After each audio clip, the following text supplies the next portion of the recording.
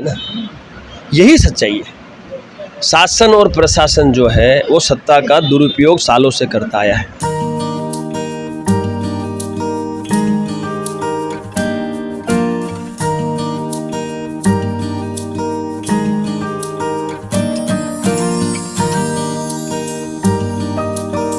और मैं इसलिए घोषणा की क्योंकि वो जेल में भाई, जेल से बाहर होता ना तो हम घोषणा नहीं, हम खुद ठोक देते उसको। 23 सितंबर 2006 से शुरू हुआ वो एक संगठन करणी सेना, आज के समय में विश्व के अंदर जिसकी पहचान एक राजपूत संगठन के नाम से बनी।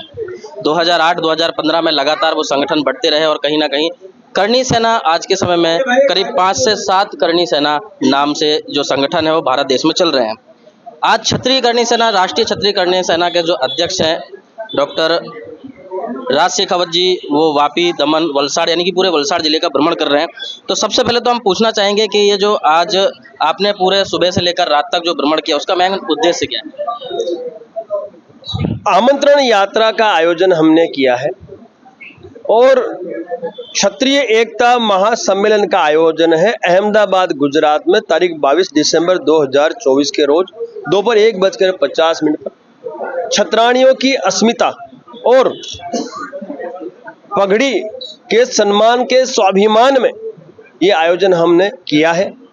और गुजरात के 31% जो क्षत्रिय हैं, जो गुजरात की सरकार के रिकॉर्ड के मुताबिक उन 31% क्षत्रियों को एक मंच पर स्थापित करने का कार्य हम कर रहे हैं। उसी आयोजन में आमंत्रित करने हेतु हम पीले चावल लेके वलसाड़ के गांव-गांव यात्रा कर रहे हैं और समाज को, क्षत्रियों को और सनातनियों को आमंत्रित कर रहे हैं। तो ये जो आपने सभा रखी हुई है, जो आमंत्रण आप दे रहे हैं, उसका मेन उद्देश्य क्या है? किस वजह से ये चीजें रखी जाए? ऐसा है, लगातार क्षत्रियों पर प्रहार गुजरात की भाजपा सरकार द्वारा किए जा रहे हैं।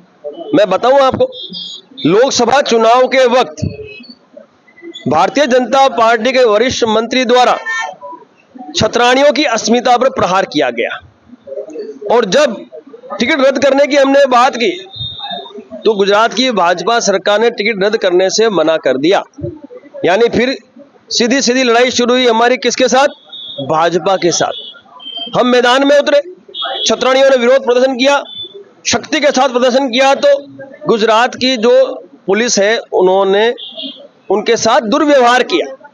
और जब क्षत्रिय मैदान में उतरे तो क्षत्रियों के साथ भी दुर्व्यवहार गुजरात की भाजपा सरकार की पुलिस प्रशासन द्वारा किया गया। और उसमें सबसे बड़ी घटना जो थी वो घटना थी समाज के आन बान, सम्मान और स्वाभिमान का प्रतीक जो पगड़ी है उसका अपमान किया गया, उसे हवा में उछाल दिया गया। और वो पगड़ी मेरी खुद की थी, राज शेखावत की पगड़ी थी, मीन्स समाज की पगड़ी थी, केसरिया पगड़ी थी, उस पर प्रहार किया गया। और तो और अभी कुछ दिन पूर्व ही जब हमने घोषणा की, आमंत्रण यात्रा की, जब हमने घोषणा की सम्मेलन की, तो इन्होंने सामाजिक आगेवान के व्यापार पर भी प्रहार किया। यानी मेरी जो कंपनी है उसके लाइसेंस को रद्द करने का निकृष्ट कार्य इन्होंने किया। तो आखिरकार इस प्रहार को हम कब तक बर्दाश्त करेंगे? और इस प्रहार का जवाब देने के लिए हमारे पास एकमात्र हथियार है, वो है क्षत्रियों की एकता, एक मंच पे उनकी उपस्थिति, क्योंकि उससे बड़ा हथियार है ही नहीं। ये राजनीतिक पार्टियां सिर्फ डरती हैं हो तो आपकी एकता से, आपकी संख्या से और आपके वोटों से। यदि आपके वोट संगठित हो गए, एक मंच पे आ गए, तो ये पार्टियां भविष्य में कभी भी ऐसी घटनाओं को अंजाम नहीं देंगी। तो ये जो आयोजन है, ये आयोजन क्षत्रिय समाज को भविष्य में ऐसी घटनाओं से बचाने के लिए है। भाई, जातिगत समीकरण के आधार पर टिकटों का बंटवारा ये पार्टियां करती आई है। अब 31% क्षत्रिय एक मंच पे आ गए तो सत्ता में क्षत्रियों की भागीदारी बढ़ेगी और क्षत्रिय यानी सबका और सब क्षत्रिय के, क्योंकि जब रजवाड़े थे, रियासतें थी, तो रियासत हमारे साथ थी और देश की जनता आज भी चाहती क्षत्रिय सत्ता में आसीन हो और जनता की रक्षा करे और जनता को न्याय अधिकार दे। तो हम जो करने जा रहे हैं उसके माध्यम से हम दरेक मोर्चे पे, प्रत्येक मोर्चे पे क्षत्रियों को स्थापित करके देशवासियों की सेवा और उनकी रक्षा करने का कार्य करने जा रहे हैं। और इन सभी उद्देश्यों को लेके हम 22 दिसंबर का आयोजन कर रहे हैं ताकि हम छात्र धर्म का निर्वहन कर सकें। ये छात्र धर्म जैसे कई बार सुना, आप कभी भी कोई भी वीडियो बनाते हैं या किसी मीडिया इस तरह पे आप आके बोलते हैं, तो छात्र धर्म मतलब इसकी परिभाषा क्या है? छात्र धर्म की परिभाषा ये है कि जो क्षत्रिय है वो गौपालक प्रतिपाल है, और उसका ये छात्र धर्म है कि वो देश की जनता की रक्षा करे, उन्हें न्याय और अधिकार दिलाए। लेकिन लोकतंत्र, जब राजतंत्र था तब छात्र धर्म का निर्वहन होता था, क्योंकि राजा न्याय और अधिकार देता था और रक्षा करता था। लेकिन अब लोकतंत्र आ गया।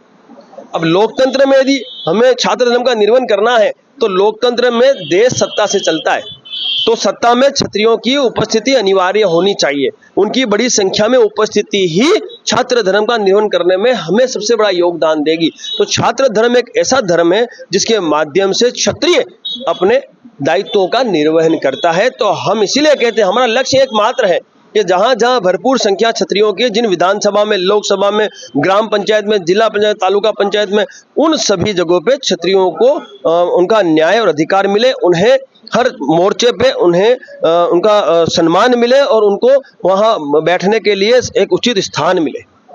जैसे कि कहा जाता है बीजेपी पार्टी है जो ठाकुरों और पंडितों की पार्टी है, इस बारे में आप क्या कहना चाहते हैं?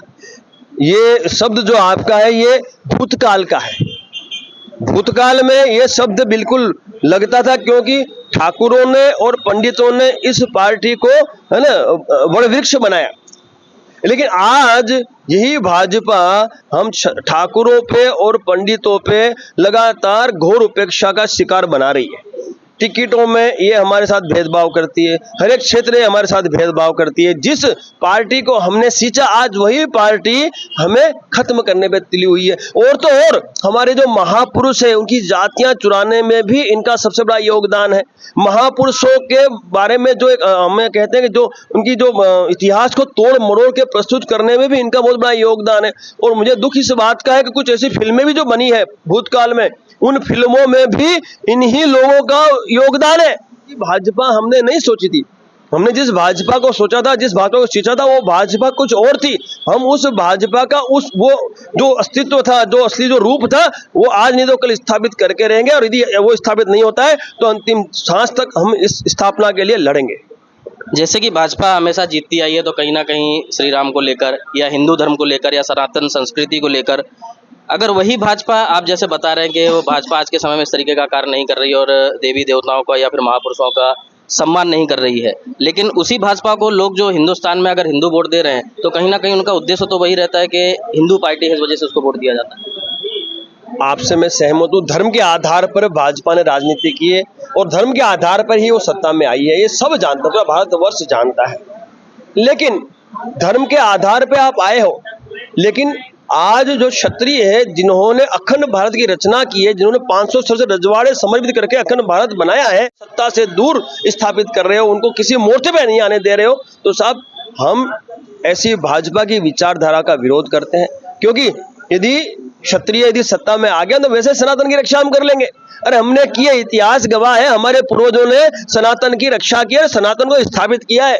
तो हम यदि सत्ता में आते हैं तो भाजपा से भी अच्छा काम करने का हमारा आमादा है। उत्तर प्रदेश में बैठा है योगी आदित्यनाथ, करना है ना सनातन धर्म की अगेंस्ट में, फिर भी बंदा सत्ता से होता है, क्योंकि जनता उसे प्यार करती है, जनता उसको न्याय प्रिय मानती है। वो न्याय और अधिकार की बात करो, न्याय अधिकार उत्तर प्रदेश की जनता को दे रहा है। ऐसा ही यदि प्रधानमंत्री हमारी देश की सत्ता पे आ जाए तो साहब ये भारतवर्ष में सनातन धर्म की रक्षा नहीं हो सकती। तो हमारी जो मांग है वो यही है कि जहां हमारी भरपूर संख्या है वहां तो एटलीस्ट ये जो पार्टियां हैं हमारी गौर उपेक्षा ना करें, वहां तो हमें टिकटों का वितरण करें, हमें टिकट दें, हमें सत्ता में स्थापित होने का मौका दें।